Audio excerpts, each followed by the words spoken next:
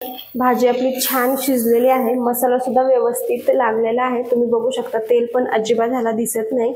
तुम्ही जर बघितलं तर भाजी आपली छान अशी शिजलेली आहे, ह्याला अजिबात पाणी घातलं नव्हतं। नमस्कार, मी पूजा डायरी या यूट्यूब चॅनलवरती तुमच्या सगळ्यांचं अगदी मनापासून स्वागत आहे।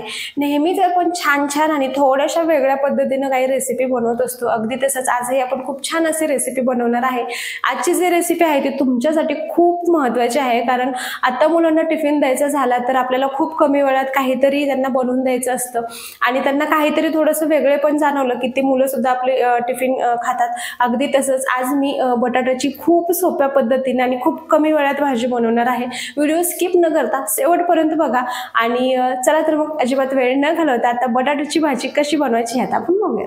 बटाट्याची भाजी बनवण्यासाठी लागणारे साहित्य: मोहरी, हळद, धनेपूड, गरम मसाला, काळा मसाला, चवीनुसार मीठ आणि बटाटे। सगळ्यात अगोदर बटाट्याचे साल काढून घ्यायचे। अजूनपर्यंत तुम्ही या व्हिडिओला लाईक केलं नसेल तर लवकरात लवकर लाईक करून घ्या, तोपर्यंत मी बटाट्याचे सगळे साल काढून घेते। नेहमी आपण जेव्हा बटाट्याची भाजी बनवत असतो तेव्हा त्याच्या फोडी बनवत असतो। आता यावेळी आपल्याला ह्याच्या फोडी अजिबात करायच्या नाहीत। आपण जसं वेफर्स करत असतो अगदी तसं त्याच्या चपट्या करून घ्यायच्या। इथे जर तुम्ही बघितलं तर इतपत पातळ होतील एवढ्या करायच्या आहेत। त्याचं कारण असं आहे की ह्याच्यामध्ये आपण अजिबात पाणी घालणार नाहीये आणि जर पातळ केला तर ते लवकर शिजलं जातं, त्यामुळे आपण पटकन बटाट्याच्या चकत्या करून घेतो। अशा प्रकारे सगळ्या चकत्या आपल्या बटाट्याच्या ज्या आहेत त्या करून झालेल्या आहेत। इथे जर तुम्ही बघितलं तर आता कढई पण छान गरम झालेली आहे। त्यामध्ये सगळ्यात अगोदर तेल घालायचं। तेल थोडंसं जास्तीचं घालायचं, खूप पण नाही। आणि त्यामध्ये आपल्याला सगळ्यात अगोदर मोहरीची फोडणी घालायची। मोहरी छान तडतडून द्यायची, तोपर्यंत त्याला काही सुद्धा करायचं नाही। 1 मिनिटामध्ये तरी 1 मिनिटात होते ती।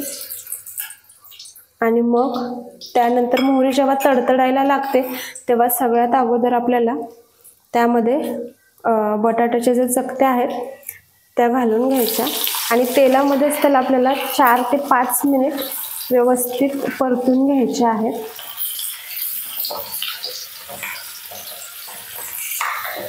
जेणेकरून ते व्यवस्थित शिजल्या जातात। म्हणून ह्याच्यामध्ये पाणी ह्या भाजीमध्ये अजिबात घालायचं नाही। टिफिनसाठी ही भाजी खूप छान आहे, खायला सुद्धा छान लागते, दिसायला सुद्धा थोडं काहीतरी नवीन वेगळंच वाटतं आणि चांगली होते, शिवाय कमी वेळात सुद्धा होते। आणि आता व्यवस्थित असं मिक्स केल्याच्या नंतर त्यामध्ये थोडे मसाले ॲड करायचे। सगळ्यात अगोदर आपल्याला याच्यात धनेपूड घालायचं। बऱ्याच वेळा भाजी करताना आपण मसाले एकाच जागी टाकतो, तर यावेळेस असं न करता चमच्याने असे सगळीकडे पसरवून टाकायचे, ज्यामुळे सगळ्या चकत्यांना ते व्यवस्थित मसाले लागले जातात। सोबतच आपल्याला यामध्ये हळद सुद्धा अगदी तशीच घालायची आहे। बाकीचे जे मसाले आहेत ते सगळे सोबत न घालता आता हे एवढेच मसाले व्यवस्थित मिक्स करून घ्यायचे आणि गॅस जो आहे तो मंद आचेवरच ठेवायचा आहे।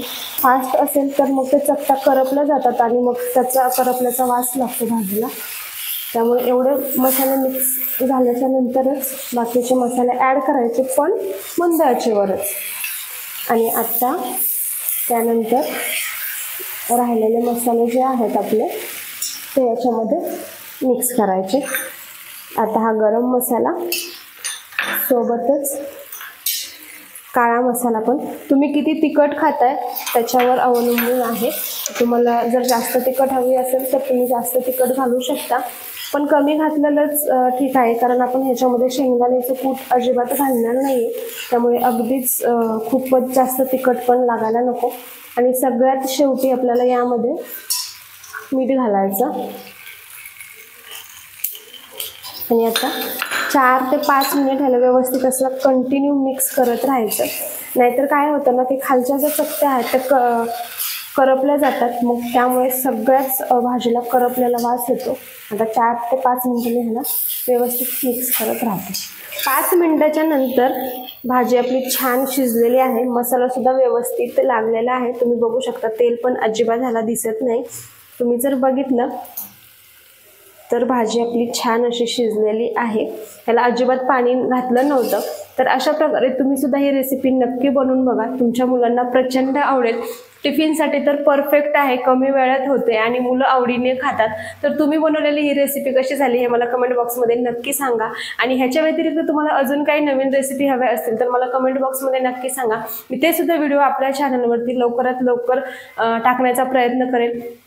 या व्हिडिओला तुम्ही आत्तापर्यंत लाईक केलं नसेल तर लगेच लाईक सुद्धा करा, कमेंट करा, व्हिडिओ शेअर सुद्धा करा। चला तर मग भेटूया अशाच एका नवीन रेसिपीच्या व्हिडिओमध्ये, तोपर्यंत धन्यवाद।